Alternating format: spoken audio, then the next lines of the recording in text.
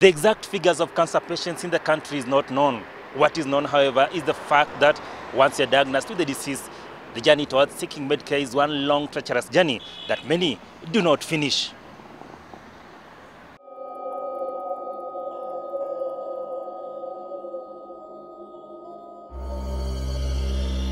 An approximated 40,000 to 80,000 new cases of cancer are diagnosed each year in the country. The journey for most of these patients towards seeking medical care is long and treacherous, a journey that only the lucky few manage to complete, and that luck is dependent on their financial muscle.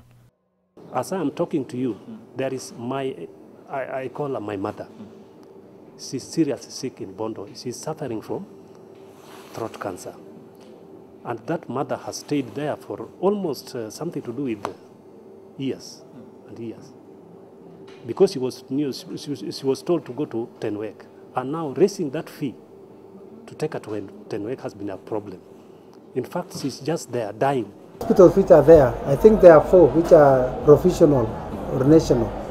So someone in Turkana cannot reach Eldoret, someone in Lodwar, in Pokot cannot go up to Kenyatta hospital. Most of them don't seek that kind of treatment. Say for example, Kenyatta National Hospital, the cancer center, we admit about 3,500 new cancer cases a year. It is just a very small fraction. So the majority of the patients never have a chance to get specialized cancer treatment. Most of those who manage to access cancer treatment are backed by their capacity to pay a pretty penny for alternative assistance. The rest of the general populace will succumb along the way, and very little will be heard of them.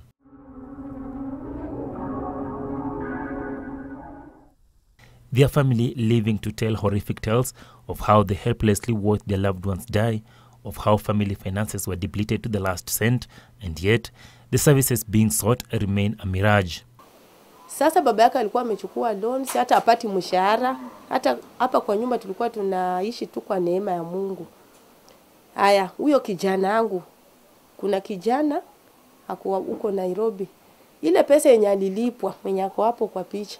Pesa yenye alilipwa kama mtu amemaliza kosi. Huyo kijana wangu pesa zake zote zilimalizika kwa huyu kijana. Tena akachukua loan. Bado anamkata mpaka saa hii. To put into perspective the predicament of thousands of families crestfallen in their quest for treatment for their loved ones affected by cancer, we took a journey of over 450 kilometers from Nairobi to Mau Mau village, the Langi constituency in Busia County.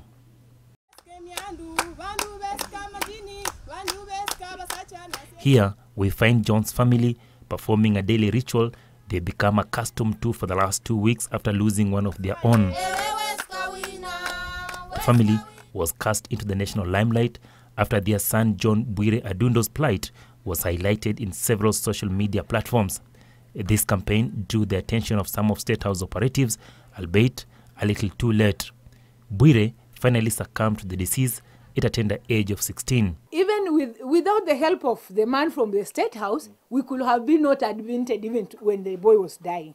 Because we were there on 6th, tried everything, and the doctors told that it is impossible. They cannot admit us. Why were they telling you? They told us they cannot admit us until they sit down and know why they are admitting the boy and what is supposed to be done. Sasa tunaona kama mtoto katika hali mbaya, watu wanakuja hapa kumuona, wenye wanaingia, wenye wanakaa, watu wanalia tu, kijana kama angali akutu hivi. Wakasema na huu ni ugonjwa gani jameni, hata iwe ni cancer. He was suffering from a rare kind of cancer caused by overexposure to the sun rays.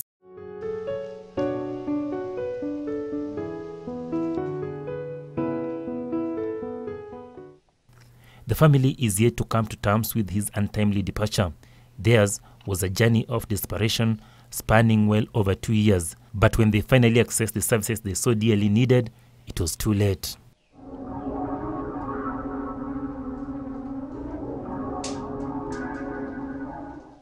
The painful reality of a scar that lingers on in death, just as it manifested when John was alive. His portrait bears just half of his face, the rest cropped off to hide the huge maggot-infested wound that had become his trademark in the last couple of years. The quest for treatment sent his family shuttling from one hospital to another without success. Kutoka poto akatupatia referral kwenda wapi? Kisumu. Hasa Kisumu tukajaribu Mei hapo, tukajaribu kutafuta hii inaitwa Russia Hospital.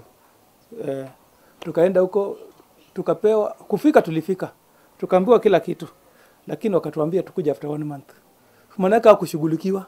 Tulienda pale wakapima mambo ya ukimwi, wakaangalia yote, ingo tukalipa pesa kidogo kidogo.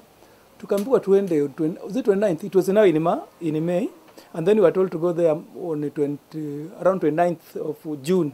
Yeah, that was 2013. So when we went back on that very day, or around that date, we again told to go back on 31st of August now. That is after about 2 months now. Tukaona hii hakuna. So we had to go to and sleep.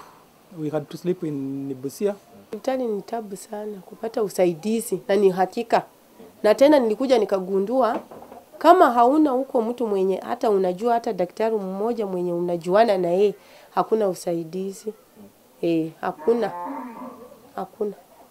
The lead oncologist at the Kenyatta National Hospital, the East Africa's largest referral hospital, says the biggest burden for cancer patients across the country is the period between diagnosis and eventually getting the necessary care.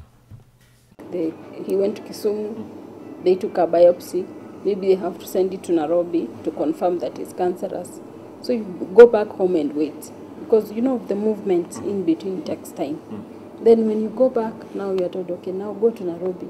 You come to Nairobi, there's a booking. You cannot just arrive and see the doctor. So it's still another wait. And in terms of the cancer, it's not waiting. It is multiplying every day. Yeah. So those delays lead to very advanced disease. Hakika John alikuwa na bleed. Tunaingia hizi magari za public. Unaogopa tu watu watamfanyaje kwa gari. Tunaenda tunarudi, tulitembea sana bila usaidizi. After shuttling from one hospital to another at the grassroots level and basically not getting any meaningful medcare, cancer patients finally end up in Nairobi.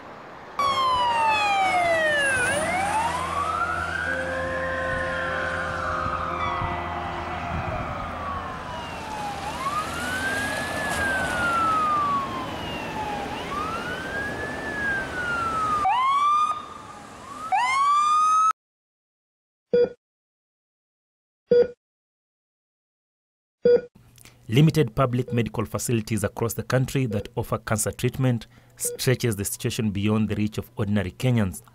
At the Kenyatta National Hospital, the bed capacity for cancer treatment is just about 200. This against an estimated figure of between 40,000 and 80,000 new cases diagnosed each year, according to statistics from various cancer centers. Official statistics on the condition is lacking.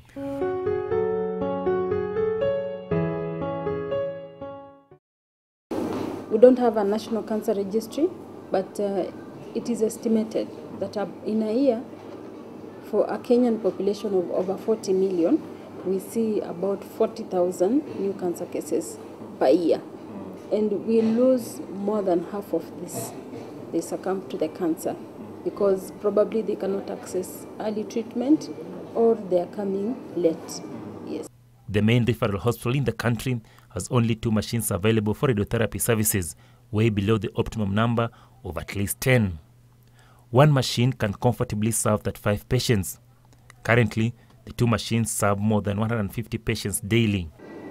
Like for radiotherapy, we have more than 1,000 patients on the waiting list. 2016 is the earliest booking one can get, but 2015 is fully booked. With 1,000 patients, in a day, the hospital can only handle more than 100, just above 100. So imagine, it is not possible to treat all those patients on time. Yeah. The saddening fact is that one of the machines is already past its replacement date. According to data from various cancer centers and the Kenyatta National Hospital, breast and cervical cancer are the most common cancers among women, with incidence rates of about 19 and 10% respectively. Esophagus, stomach, ovarian, and non-Hodgkin cancer have an incidence rate of about 4.5 each. Head and neck cancer constitute a significant proportion of all cancers afflicting both men and women, given the prevailing conditions. Quite often, patients in dire need of medical attention are turned away without a definite appointment date. Theirs is a long wait. By the time the lucky ones eventually get the call back, the disease has advanced, making it practically impossible to be cured. It's a big pity. Yeah, I mean, I imagine my grandmother coming from the village. You have to travel to Nairobi. You have to look for accommodation. You have to look for money for your treatment. It's not easy.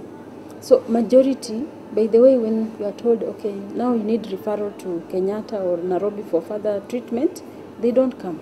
They just stay back at home. We went to MRI at the Kenyatta hospital. We were told to wait for 3 months.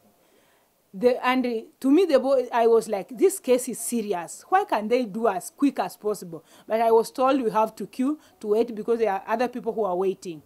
So we were advised by another doctor who works in Kenyatta to seek private hospital services. Vile nimeona ni mtu kuharibu tu pesa, kwenda na kurudi. Hata mtoto akiwa na mgonjwa yote anaweza fia kwa nyumba kama umeregeshwa nyumbani, ama afie kwa gari, ama afie tu kwa benchi kama kwa hospitali. The worrying situation is, however, not only limited to those keen on public hospitals. Helen Ouko had traveled all the way from Bondo in Siaya County, and like many, she is covered under her husband's medical insurance scheme by his employer. But even with the surety of the medical scheme, still she could not get a chance for treatment at the Kenyatta National Hospital. Nimefika, ikawa kupata daktari Kenyatta ni ngumu, nikaenda Doctors Plaza. Ndio tukapik daktari, tukaulizia, tukaambiwa huyu ndio daktari mwenye anaweza kutusaidia. Tukapata alikuwa hafanyi huko leo. In fact, I'm totally new. I'm very much disappointed because when I came here, I had that intention that my wife is going to get assisted today. So reaching there, I was told that the beds are full. Desperate for immediate attention, they moved to Texas Cancer Center, a private clinic in the city. Her husband, terrified at the thought of taking his wife back home in the same condition. In fact, that is what I asked the doctor, and she was telling me that she's not sure when they'll get the bed. So I'm still tongue-tied. And this is the dilemma of many Kenyans who may not be able to afford anything beyond what the government hospital provides. Dr. Nyongesa says this trend can change if the capacity of more public institutions at the grassroots can be enhanced to deal with cancer at its initial stages. Imagine even a simple disease like HIV. If every HIV patient was told to go to Kenyatta, will it cope? No. But now, if you are diagnosed with HIV, you can go to the county and get treatment. So the same should happen with cancer. Kenyatta National Hospital alone cannot handle all the cancer cases across the country. It is not practical. The institutions, she says, should also act as care centers for patients, lack of which has left the families with cancer patients shuttling from one hospital to another even before a concrete diagnosis can be performed. So all we're looking for is if the government can partner with the private so that some of those patients can be assisted instead of waiting for a long time before you get treatment. The Constitution mandates national government as the formulator of health policies that can help its citizens in receiving timely treatment for ailments such as cancer. It also directly puts the referral hospitals under the management of the National Hospital. Currently, the country has 4 referral hospitals, yet this remains inadequate to tackle the cancer situation in the country. Kenyatta National Hospital, the best among the 4, is already overwhelmed. The other 3, Kisumu General Hospital, now Jaramogi Oginga Odinga Referral Hospital, Coast General Hospital, and the Moi Teaching and Referral Hospital, lack the infrastructural and human resource capacity to tackle cancer cases. To this end, there have been calls on the government to first equip the other referral hospitals and expand infrastructure. Given a chance to address the president, I just tell him, please take the health devolution to the least hospital in the counties. Because even them, they did not have money. That's why they did not go. Because when they started, this thing has eaten everything they had. In fact, I was looking at the father's payslip. He has nothing. On the other hand, county governments have been mandated with running of primary health facilities in their jurisdiction. But either by default or trend, most of the counties seem keen on enhancing maternal health more than any other condition, probably stemming from the widely publicized Beyond Zero campaign, spearheaded by the First Lady Margaret Kenyatta. Politics also seem to have taken center stage as the national government injected 38 billion shillings for the purchase of medical facilities that will see at least each county receive 2 machines with the capacity to handle cancer patients. The launch of the equipment was snubbed by the governors, who demanded transparency and financial prudence in the procurement of the equipment. We did not snub the signing of the health equipment agreement at State House on Friday. There's been no consultation and establishment on several issues, including personnel. Medical practitioners argue the arrangement behind acquisition of the equipment will likely be its major stumbling block. The equipment that mainly focus on diagnosis will be leased for a period of 7 years. Within that period, information on who will service and be directly in charge of the machines remains scanty. It is colossal sums of money, and the taxpayers, who are the the people of Kenya, will need this matter to be handled in a very transparent manner. We need to look at the costs. For example, we've not even seen any comparison between the cost of buying this equipment and the cost of leasing, for us to be able to compare and be able to be sure that we are getting value for money. Secondly, the understanding that the provider of the machines may have them back has also left doctors and governors edgy over the whole arrangement. The money that would be utilized in leasing this equipment would come from the national government allocation. But clearly, if you look at what is happening, it is the county government's allocation that is being reduced. The government has invested multi-million Kenya shillings into the purchase of cancer equipment that are supposed to be dispersed across all counties in the country. But as is usually the case in the country, politics have taken center stage. But in the meantime, 27,000 Kenyans continue to die out of cancer. But as the debate rages on, cancer patients are exploring new methods of treatment. Patients are now seeking services from herbalists. Because I put an average of, because I have 10 clinics, so I put an average of 30 people every day. So if you say 30 people times 30 days, you get over 1,000 people per day, per month. So per year, you put it at, how many? It's about 12,000. So that is, and that is only me. And we have others, other herbalists in the villages. They do a lot, very good work. Herbalists averagely charge between 15 to 20,000 Kenya shillings and also closer to patients, as opposed to about 500,000 shillings patients have to spend to get full treatment in conventional hospitals. Dr. Shadrach Moimet of the Koidbate Clinic says it is time the government looked at herbalists as important players in the fight against cancer. The WHO has put us herbalists as treating 80% of the population. Conventional setup cater for 20%. So the government is putting effort on those people or those doctors who are dealing with 20% of the population. They should try and research or try and take statistics. Why are people coming to us? There must be something which we are doing, which is good. But first, he wants the government to streamline the sector and eject unscrupulous characters who might take advantage of the clients for their own selfish gains. And it is time that we should distinguish between effective herbal medicine from fiction. That most people think that every herbalist is a quack, every herbalist is these fictitious doctors which they say they can bring a woman love potion, and so we are very different. He says the cost of treating cancer using conventional medicine is way out of reach for ordinary Kenyans. Achola Simon, reporting for Channel 1 News Hour. Ewe West Kawina,